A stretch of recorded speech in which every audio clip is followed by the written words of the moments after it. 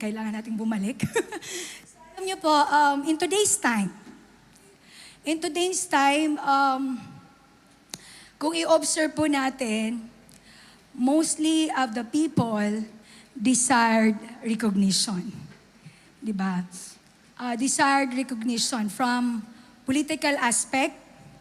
Ayan, nakikita po natin yan kung ano ang mga ganap, especially sa ating bansa. Hindi yan kaila sa bawat isa sa atin bilang mga Pilipino. In social aspect, amen, so many thousands of bloggers ang nakikita natin from ordinary to fame. Pagka magbukas ka nga talaga, makikita mo so many. Hindi ko nga makakilala. Hindi po kasi ako masyado sa mga ganyan. Pero talagang ang dami. Amen? And even in spiritual aspect, now you can see when you open, there are so many short clips, long clips, amen. Marami tayong nakikita na truth teaching. Meron din naman tayong nakikita ng mga false teaching. No? Meron din tayong false belief, just to be known or to be recognized. So ang mga tao po, they want to be appreciated. They want to be celebrated. Yan ang nakikita ko po in this generation. Madalas din, it is easy to compare ourselves sa iba kung sino ang mas gifted or kung sino ang laging visible. Ano po? Or madalas na makikita sa harap, or let's say popular. Yun nga, maging well-known. But in the kingdom of God, amen, in the kingdom of God, greatness is not measured by popularity. It is measured by faithfulness. Kaya yung preaching last week ni Pastor Jerome, is very timely. Sabi ko nga, nag-usap kami ni Pastora Juby sa likod. Sabi ko, magkakadugtong ulit ang preaching. Praise the Lord. Talaga ang Panginoon. So, when we think of the apostles, ayan, tayo sa apostles. When we think of the apostles, sino po ba ang madalas na naaalala natin? Well, siguro pag may tatanungin ka, sino favorite mong apostle? Pakitanong nyo nga po sa katabi nyo. Minsan may mga ganun tayo eh. May favorite din tayo. Pakitanong nyo po sa katabi nyo, sino po ba ang favorite nyong apostle?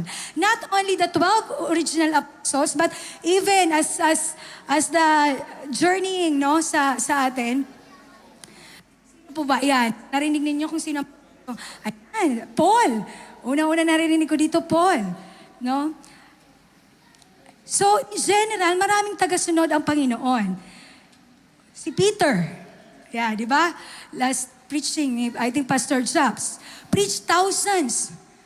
No? Preached thousands in the Pentecost. Si John, my brother John.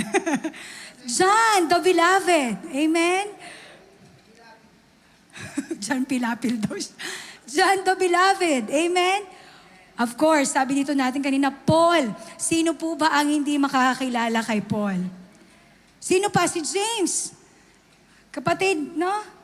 Ni Jesus, his brother who became the pillar of the church. And so on and so forth. But there is one disciple that was mentioned briefly on the Bible. His life, brief lang siya, but his life teaches one of the greatest lessons when it comes to discipleship. He is not in the spotlight. Wala po siya masyado sa spotlight, but faithfully bringing people to Jesus. Amen? So ngayong umaga po, let us journey and talk about Andrew the Apostle. Amen? So our title for today is Living Like Apostle Andrew. So our text is mostly in the book of John kasi dito po nabanggit ng paulit-ulit ang kanyang journey. Amen? Our main text is from the book of John, chapter 1, verses 41 to 42. And I use NIV version. Sabi doon, the first thing Andrew did was to find his brother Simon and tell him, we have found the Messiah, that is Jesus Christ.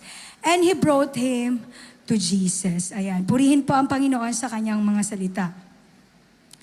So, kilalanin natin siya, and naniniwala ako na Apostle Andrew may not have preached the most sermons. Amen? Kasi sabi ko nga, he is not in the limelight. Andrew, hindi siya lumakad sa tubig. Di ba? Hindi rin siya nagsulat ng libro sa New Testament. Hindi din siya part ng inner circle ni Jesus, which is Peter, James, and John. But he introduces people to the one who changed lives. Amen? Isang simpleng bagay na he did it over and over again. Nung nagpe-prepare pa ako nito, sabi ko, Lord, ito ba talaga ang ipag-preach ko today? I keep praying. Kasi baka baguhin ni Lord in the last moment eh. Ganun naman minsan ang Panginoon eh. But the Lord impressed me that in our today's time, God is still looking for Andrews. Amen? People who are willing to point others to Christ, whether they are seen or unseen. Amen? Naniniwala tayo doon? Naghahanap pa rin, may Andrew pa rin na hinahanap ang Panginoon, whether we are seen or unseen. Sabi nga sa preaching ni Pastor Jerome last week, hindi man tayo nakikita, amen? Hindi man tayo nare-recognize, we need to continue to serve faithfully. Di ba? If you remember that. So, may some of the believers or may mga Christians po, no, na they think na wala silang masyadong magagawa kasi they are not maybe gifted in speaking. Maybe hindi naman sila pastor or missionary. Ano po? Or even a worship leader. Ako nga parang gusto ko din, kaya lang 3 weeks na akong namamaos eh. Bumabalik kaya nagpa-check up na ako nung nakaraan eh. Baka hindi ako tanggapin ni Brother Jake na ni Amen? Hindi tayo matanggap. Ano po? Pero Andrew remind us that you don't have to stand before thousands to change the world. Amen?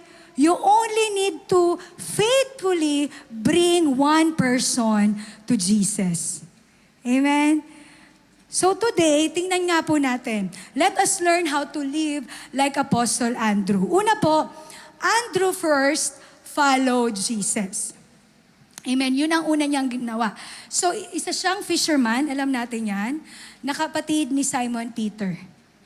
No po. So, bago niya nakilala si Jesus, he was already a disciple by John. John the Beloved. John the Baptist. Amen? So, pag sinabi natin John the Baptist, ang tinuturo niya, it's about holiness. Diba? Book of John, preparation for the coming Messiah. Ano po? Repentance. Ito yung mga katuruan ni John. Maraming nag-reject kay John, alam natin yan. But Andrew stayed and learned. Nagstay si Andrew. Kasi gusto niyang makilala ang Panginoon, and he is longing for the truth. Now, ano po ang nangyari, di ba? In John chapter 1, verses 35 to 40, sabi doon, the next day, John was there again with 2 of his disciples. When he saw passing by, he said, "Look, the Lamb of God." When the 2 disciples heard him say this, they followed Jesus. Turning around, Jesus saw them following and asked, "What do you want?" They said, "Rabbi," which means teacher, "where are you staying?" "Come," he replied, "and you will see." So they went and saw where he was staying, and they spent that day with him, and it was about 4 p.m. Andrew, Simon's Peter brother, was one of the 2 who heard what John had said and who had followed Jesus. So, when John pointed Jesus na sinabi niya, "Look, the Lamb of God," sabi nga ni John, no? Nung narinig nila ito, Andrew immediately followed Jesus. Take note, hindi siya agad nag-serve. Amen? Ang una niyang ginawa is to follow Him. To be a worshiper of Christ before siya maging worker. Ano po? So, ganun din sa atin, no? Hindi man tayo makapagbahagi, no? Hindi ka makakapagbahagi, or hindi tayo makakalabas into our comfort zone if you have not even prayed. Diba? We cannot lead if we are not learning. We cannot do ministry without spending time with Christ, and that is very true. What we will share if we will not spend time with Christ. Sabi nga in Psalm 27:4, I use NLT version, sabi doon, the one thing I ask of the Lord, the thing I seek most, sabi ni David, is to live in the house of the Lord all the days of my life, delighting in the Lord's perfection and meditating in His temple. Ang ganda po ng translation sa Tagalog, kaya nilagay ko siya. Isang bagay ang hinihiling ko sa Panginoon. And this could be our prayer. Amen?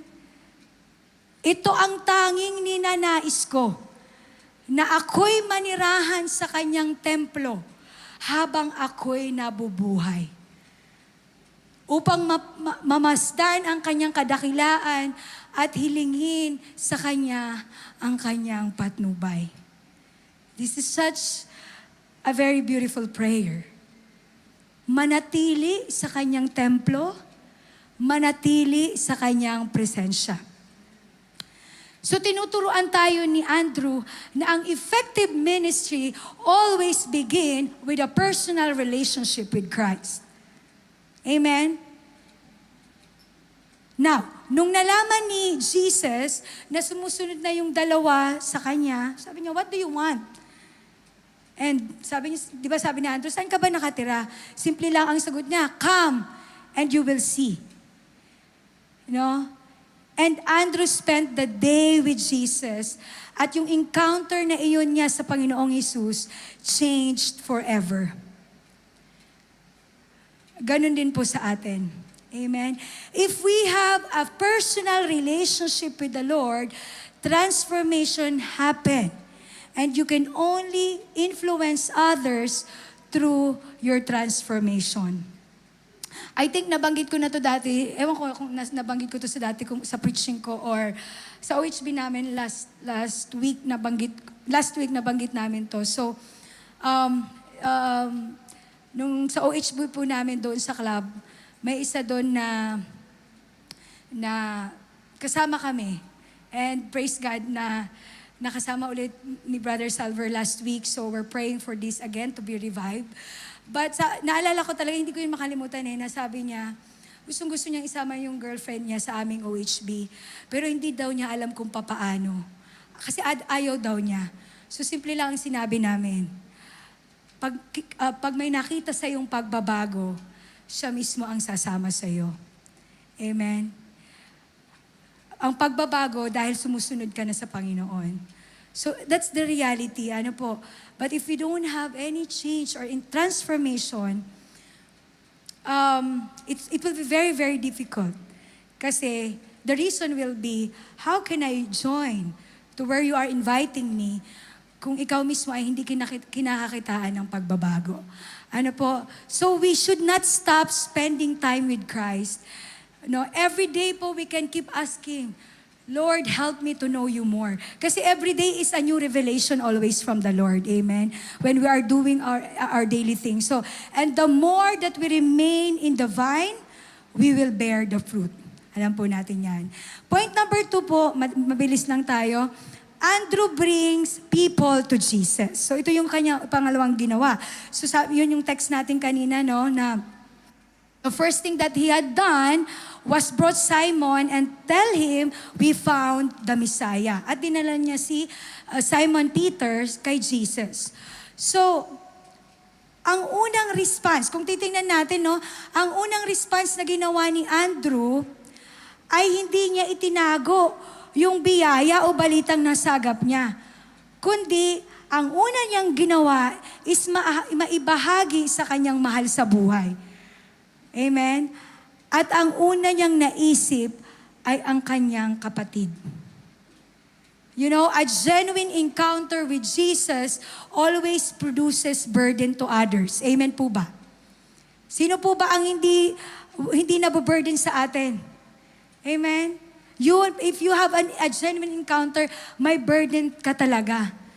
Because when Christ transforms our lives, our hearts begins to reflect His heart. Ano po? To seek the lost. Kasi ganoon naman yung ginawa niya, di ba? All His journey is to seek the Lord. To seek the lost. So, ang burden natin towards our family, no? Sa ating mga mahal sa buhay, mga kakilala, mga kaibigan, I do believe na napaka-heavy ng burden. As we are going through, sa dami nangyayari sa mundong ito, sa paligid natin, sa mga ganap, ako po naalala ko, sabi, ang isa sa mga prayer ko talaga sa Lord, sabi ko, kasi baka nanonood yung pamilya ko, sabi ko, Lord, itong mga senior citizen namin, wala mo nang mamamatay, please, Lord. Alam ko may papadala ka. Kami ni Kuya Carol dun sa OHB namin, ganun ang sabi namin. Amen.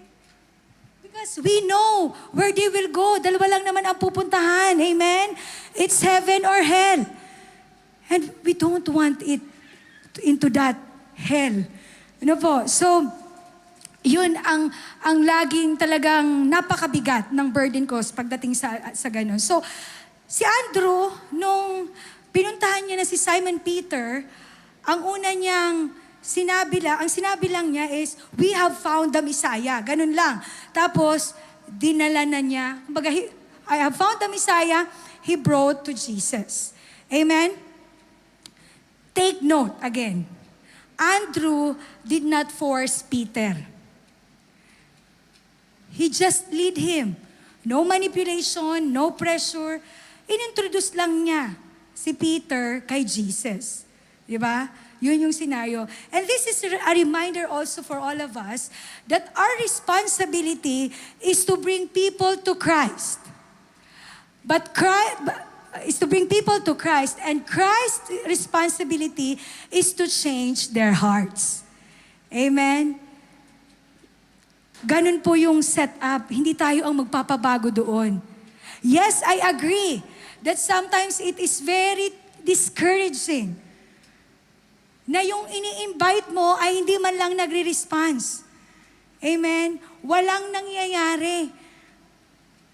Wala lang, deadma lang.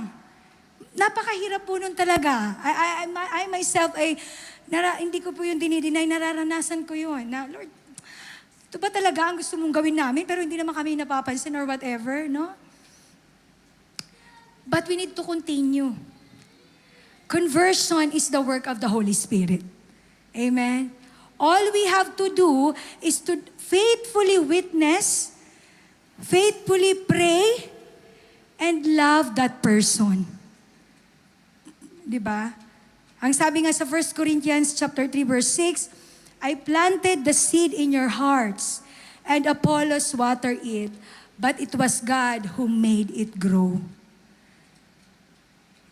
So ang Panginoon naman po, ang magpapagrow dyan. Siya ang nakakaalam. Amen?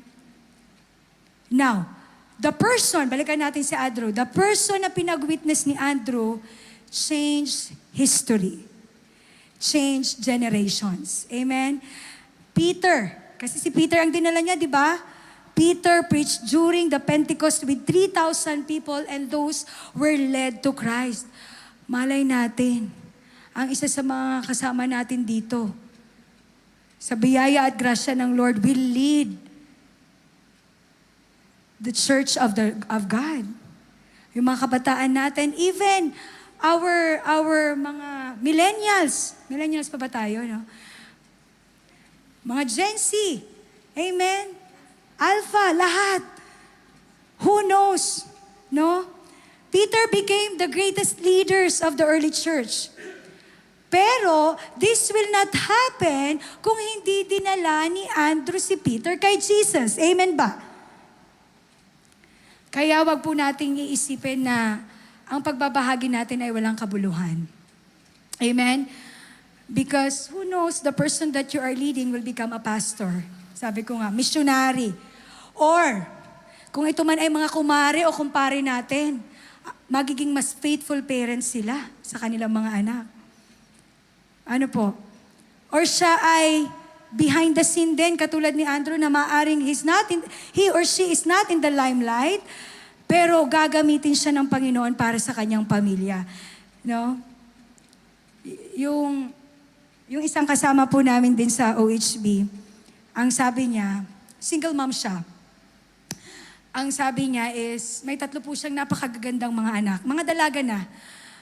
When we started the Salvation Series, ang sabi niya, mag-aaral ako, magko-concentrate ako, gusto ko ding ibahagi ito sa aking mga anak. Yun yung desire niya.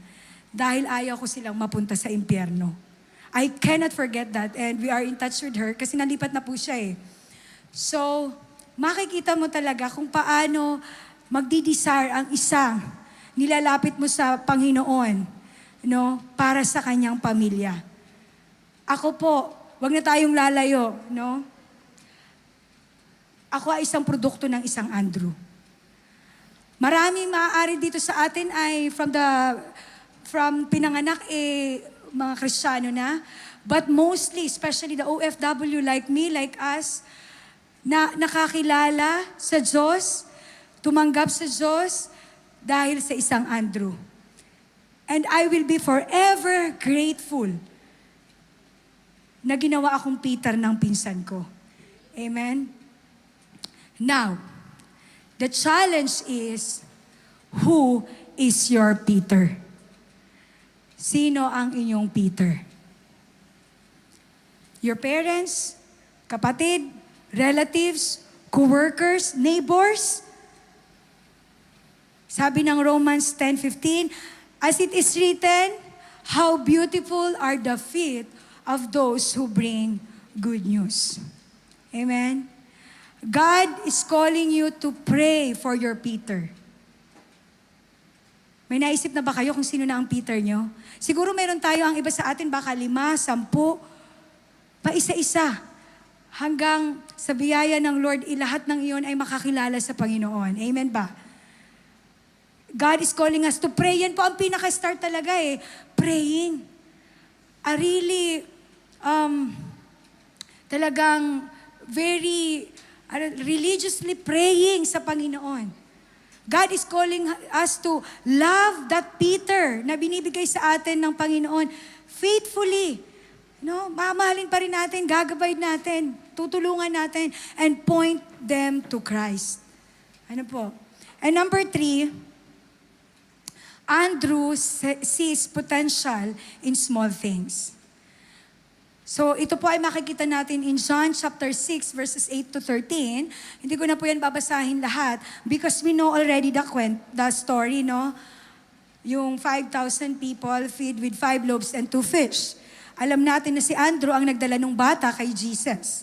Amen? So, sabi niya sa verse 9, sabi niya doon, here is a boy with 5 small barley loaves and 2 small fish. But how far they will go among so many? So, nakita ni Andrew ang limitation ng pagkain nila. Di ba? Paano kaya ito magkakasya lahat? We are talking about 5,000 people, men, actually, as stated there, 5,000 men, iniisip natin, hindi pa kasama yung mga bata at women. Yes, but he still brought the boy to Jesus. Dinalapan rin niya. And nakita natin how Jesus multiplied what Andrew surrendered. Oh, ito Jesus, ito lang meron tayo eh. No? Nakita yun ni Jesus, he multiplied it, at nagkasya yung pagkain, may sobra pang 12 baskets of loaves. Can you imagine? The Lord is doing that miracle. Why not now? Amen? I know the Lord will do something miraculously in our generation. Now, what Andrew wants to teach us, amen? Andrew wants to teach us that God can use our little things. Amen? Our little things. Now, madalas po, iisipin natin, I have only a very small talent. Marunong lang akong magluto. Magluto talaga, no? Hindi pala yun yung talent ko, pasensya na po kayo. Marunong lang po akong kumain. Amen. Kita naman sa katawan. Sometimes we have a very small talent. Ano ba parang, naku, wala naman akong alam. Siguro ang bukod tanging alam ko lang, anong tawag nito? Tagangiti or dyan sa, siguro mag-usher ako. Kasi ito lang wala ako talaga. Hindi ako marunong sumayaw, hindi ako marunong kumanta. Pastor, konti lang po ang alam kong Bible verse eh. John 3:16 lang po. Paano kaya to pass? Meron lang po akong maliit na pera. I don't have much. No? Or, hindi ko po kayang mag-preach katulad ng mga pastor natin. Katulad ng mga kapatid natin. I am just an ordinary church member. Pero all throughout the scripture, nakita natin how God uses ordinary people and small beginnings to accomplish extraordinary things. Nakita natin yan, napakadami. From the smallest to greatest. Kung uutal-utal nga si Moses na gamit, tayo pa kaya? Amen? Kung si Gideon nga, na I am the weakest, na gamit, tayo pa kaya sa lakas ng mga boses natin, hindi pa ba ito magagamit? Amen ba? Zechariah 4:10, sabi doon, do not despise these small beginnings, for the Lord rejoices to see the work begin. Amen? Do not despise. Huwag po nating i-underestimate what God can do to our small things that is being surrendered to Him. Because that small things, the Lord can multiply it. Amen ba? So ano bang maliit meron ka? Ano bang maliit meron tayo? Amen? Katulad ng 5 loaves of bread, kung hindi yun ibinigay ng bata, mananatiling 5 loaves lang yun. Forever. No? Sila lang yung kakain nun. Pero dahil he surrendered, Andrew had given it to God, in the hands of God, it was multiplied. Ganon din po sa atin. Because, totoo naman yun, our gifts are limited. Amen ba? Ang iba sa atin nakakakanta, ang iba hindi. Ang iba nakakapagsalita, ang iba hindi. Our strength is limited, yes, because we are all workers here. Amen? Nakakapagod ang katawang lupa. Our wisdom is limited. Totoo yun. Kasi kung ang iisipin lang natin, within our own wisdom, sa personal nating wisdom lang at walang wisdom ng Panginoon, we will be so weak. Dahil sa araw-araw ba naman na trabaho natin, yung wisdom natin nauubos. Nakaka-trigger kaya ang mga boss. Amen? Totoo po yan. So, pero kapag sinurrender po natin yung our life to Him, our small things to Him, His unlimited power works through our limited abilities. Amen ba? Mag-work through yun ng Panginoon. Sabi nga sa 2 Corinthians 12:9, but He said to me, my grace is sufficient for you, for my power is made perfect in your weakness. Amen? Wala po sa ating matatag sa pagdating sa ministry, mga kapatid.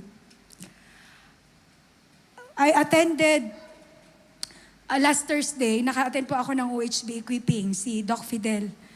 And napaka-timely nung discussion niya. It talks about how we will take care of ourselves as a ministry physically and spiritually. And talagang, he is our leader. And talagang sinabi niya rin no na hindi natin maiwasan na we will be burdened. Amen? Parang ang bigat. Parang we just want to give up. Amen? But it is the Lord who made perfect in our weakness His power. Amen? Kaya po, our small acts of obedience, no? Such as isang invitation lang, isang pagyaya sa Peter na meron ka. Isang panalangin. Start with one prayer. No? Isang encouraging word. Alam niyo po ba, ang magkapag-encourage ka sa isa na kakilala mo, kaibigan mo, it reflects, magre-rema yon sa kanila. I know every one of us had experienced that. And ako po talagang, I was reminded by that. You know? Isang Bible study, hindi, gusto mo talaga makapag-Bible study dun sa bahay mo kasi may mga kasama kang mga unbelievers. Hindi mo nga kayang hindi mo lang talaga kayang magsalita. So when we are surrounded by our leaders and pastors, amen? One act of generosity. Yung OMG natin, mga kapatid. Teka, naalala ko lang, since na ito ang pinag-uusapan natin, sino po bang nakakuha ng OMG card doon during our Pentecost? Naalala nyo, may binigay si Pastora Reby? That is a commitment. Like you can put, ang OMG po natin is 5 dirhams every month, di ba? But in that card po, ang purpose niyan is you can you can share as much as you want. For example, ang gusto mong i-pledge is 50 dirhams per month. So you can put it there, and then the in charge of our OMG, every month will collect you like that. Kumbaga ito yung mag-pledge mo. One act of generosity. We know where this goes.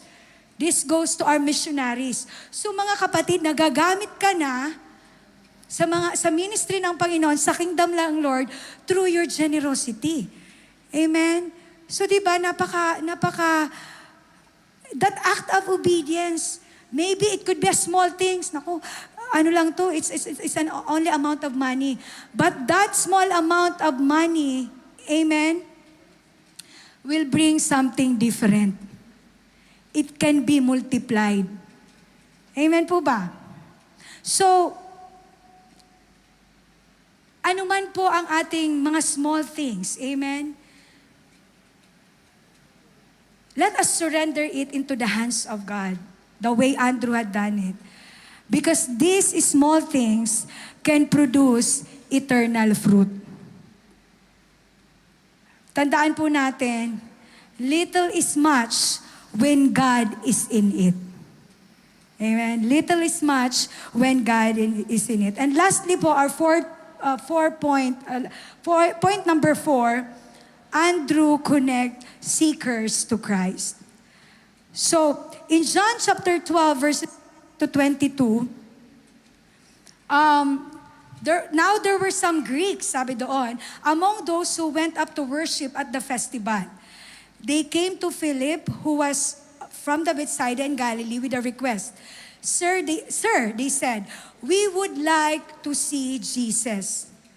Philip went to tell Andrew and Philip, in turn, told Jesus. So kung titingnan po natin, all throughout of Andrew's life, may pattern. Every time na mag-a-appear ang kanyang pangalan sa book of John, may dinadala siya kay Jesus. Amen? In John chapter 1, he brought Peter. In John chapter 6, he brought the little boy with 5 loaves and 2 fish.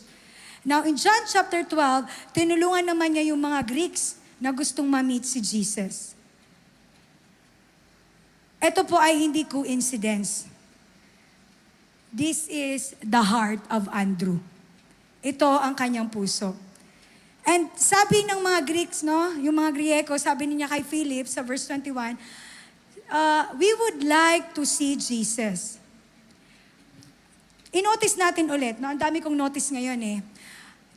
I-notice natin na yung mga Grieko,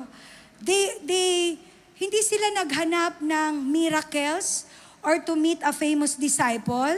Hindi rin sila naghangad ng we want to see wonders and signs na pwedeng gamitin ni Jesus. Isa lang ang sinabi nila, pwede bang makita si Jesus? Or pwede bang ma-meet si Jesus? No? Now, in this scenario, kung i-analyze po natin, makikita natin na pinapakita dito ang pinakamalalim na pangangailangan ng bawat puso ng tao. Amen? Kasi sa panahon natin ngayon, ang mundo natin in this current time, filled with seekers. Naniniwala kayo doon? Marami pong naghahanap. Ang iba, they seek for success.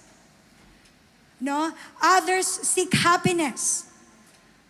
Some seek wealth and power. Sino ba?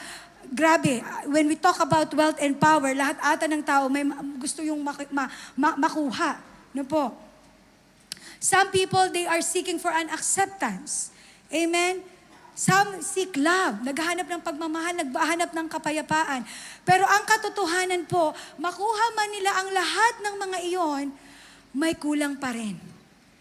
Amen? May kulang pa rin dahil ang pinakamalalim na kailangan ng mga tao, nating lahat ay hindi kasikatan at kayamanan, kundi ang makilala ang Diyos sa pamamagitan ni Jesucristo. Amen? John 14:6, sabi doon, di ba? I am the way, the truth, and the life. No one comes to the Father except through me. Amen? Sabi yan ni Jesus. So, ganun katindi, ganun po katindi ang naghahanap sa mga panahon ngayon. Kaya po like Andrew, that connected seekers to Christ, we are called to do the same. Amen? We are called to become a bridge. Tingnan nyo, si Philip, di ba si Philip ang unang in-approach nung mga Grieko. And Philip consulted Andrew. Siguro nagchika-chika pa sila. Siguro ang usapan nila, dadalhin ba natin to kay Jesus? Kasi Gentiles to eh. No? Dadalhin ba natin sila? Papakalala ba natin?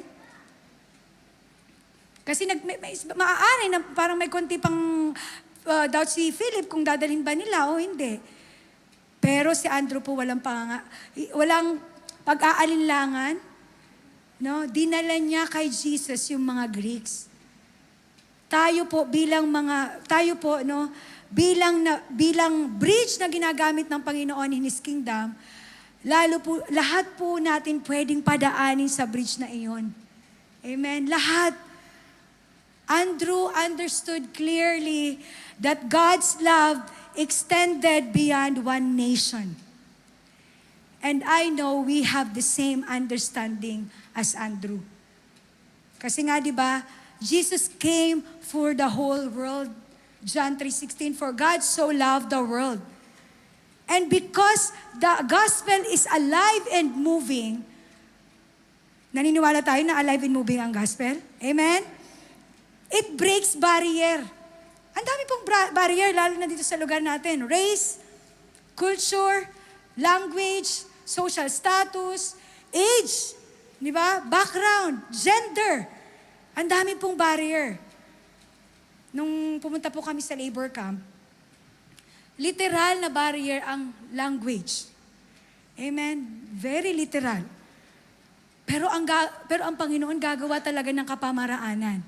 Amen? Little English, slowly. Or minsan, meron pong mag-i-interpret. Kunyari, magkaibigan sila, kasi ganun yung dun sa group ko, ganun eh. May mag-i-interpret. Pag hindi pa talaga, yung interpreter, minsan po hindi rin ganun kagaling din mag-English. Pero dahil may compassion tayo, no, for them to know, magpapatuloy tayo. Kahit pa yun parang napakahirap intindihin. Why? Kasi iyon, tayo yung bridge. And the Lord is moving to break that barrier. Amen?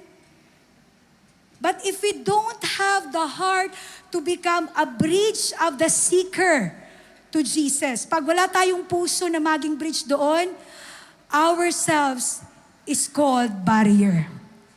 Barrier tayo mismo. Amen? Kasi napakahirap naman talaga.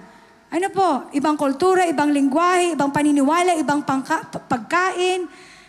But we are called to make disciples. Sabi kanina sa prayer ng ating congregational prayer, we are all commanded to be light and salt of this world. Amen? Acts chapter 13 verse 47, for this is what the Lord has commanded to us. I have made you a light for the Gentiles to bring salvation to the ends of the earth. I have made you a light for the Gentiles. We are Gentiles. Nakakilala na tayo. Amen? Now let us bring salvation to the Lord. The earths, to the ends of the earth. Kaya we don't have a choice. But we need to bring them to the cross. Amen? The cross. Pag ini-imagine natin tong cross, Ano po ba ang nararamdaman at nararanasan natin when we come to the cross? Amen? The cross is the meeting place where everyone is invited to receive God's grace. Amen?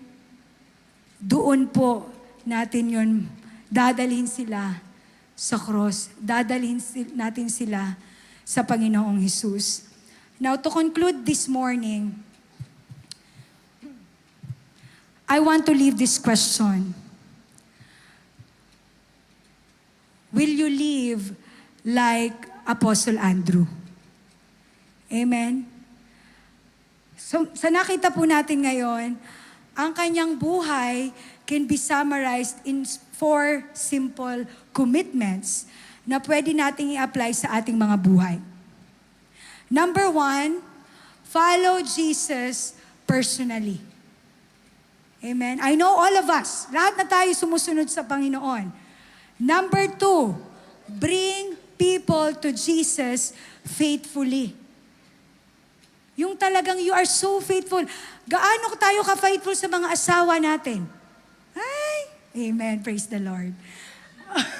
Ay, nakikilig yung mga, natin. Di ba? Bring people to Jesus faithfully. Offer our small gifts confidently. Amen? Lord, ito lang ang meron ako. Dali natin sa Panginoon and let the Lord do His job. Amen? Let Him do His job. And number 4, connect every seeker to Christ. Yes, mga kapatid, napakadaming naghahanap. Amen? Napakadami. So why not take the challenge? Amen? Hindi man tayo nakakapag-preach sa thousands of people. No? Hindi tayo popular katulad ng iba. Hindi tayo nagli-lead ng malaking ministry. Amen? Pero kung may isa kang buhay na dinala sa Panginoong Jesus, your life has eternal significance. Amen ba? Amen po. There is an eternal significance. Ang sasabihin ng Panginoon, and we know this very well, well done, my good and faithful servant. Tumayo po tayo.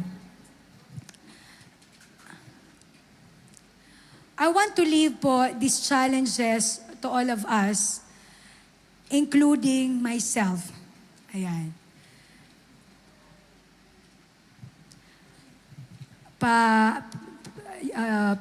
Yung next slide po natin. So, ayan. This is our challenge. Challenges, kasi po, 4 ito for today and onwards. Unang challenge na we can do it. Amen? I know we can do it. Marami ng challenge na pinagdaanan ang ating mga buhay. Why not now take the challenge? Amen? Number 1, am I spending time with Jesus every day? Kayo lamang po ang makakasagot niyan.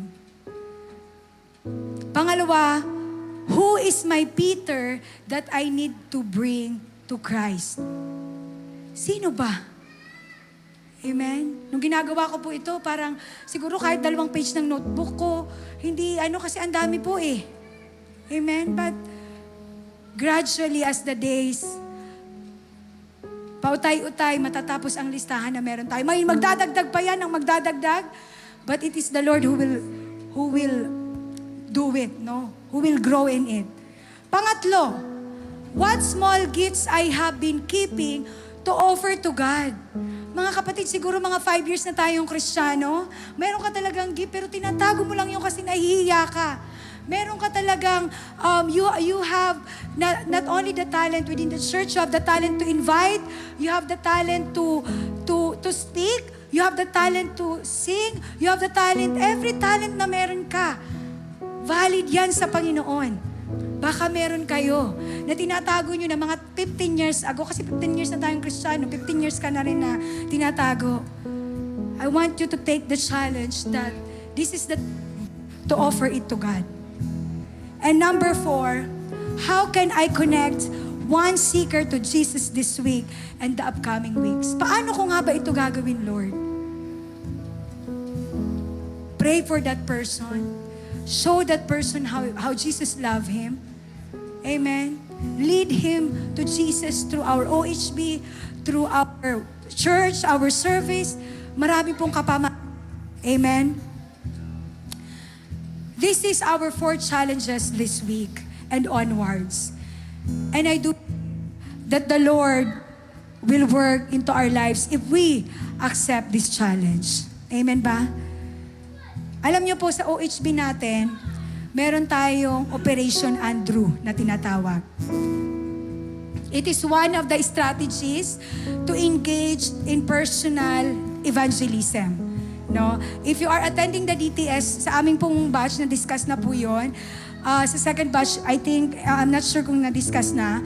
But it will be discussed in our OHB kasi po may ano yun, meron siyang leaflets, meron siyang guide, meron siyang parang material.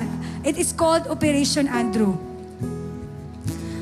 Pero ngayon po, nung pinag-aaralan ko ang buhay ni Apostle Andrew, mas lalo kong naintindihan kung bakit isa sa naging strategy ng mga leaders natin is siya, si Andrew, no? Dahil si Apostle Andrew po, kahit wala siya sa limelight, kahit walang recognition, amen, kahit hindi siya leader, kahit hindi siya preacher, he is faithfully bringing people to Jesus behind the scenes. Amen? So let us all take the challenge to live a life like Apostle Andrew. Hallelujah. Palakpakan po natin ang Panginoon, and may we call Pastor Jerome to close us in prayer.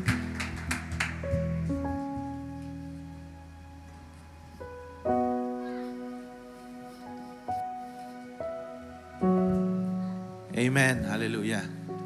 Operation Andrew. Sino na yung pag-undergo ng Operation Andrew?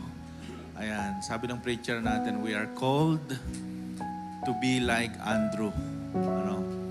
We are called to be a bridge, and not a barrier. Amen. Yung mga apostle po, yung mga disciple ni Christ, they met Him first before they fully committed to follow Jesus. Nakilala muna nila, bago sila nag-commit sa ating Panginoong Jesus. And the same is true with us, napakagandang reminder po, because in this modern day, we are the modern Andrew. Amen? Meron ba ditong Andrew? We are Andrew, pero sino dito yung Andrew? Yung pangalan Andrew? Wala, Buti na lang, Kasi that will be our universal name. Andrew. Let us pray. Hallelujah. Thank you, Jesus. Thank you, Lord God. Hallelujah. Hallelujah. Amen, amen, amen. Yes, oh God.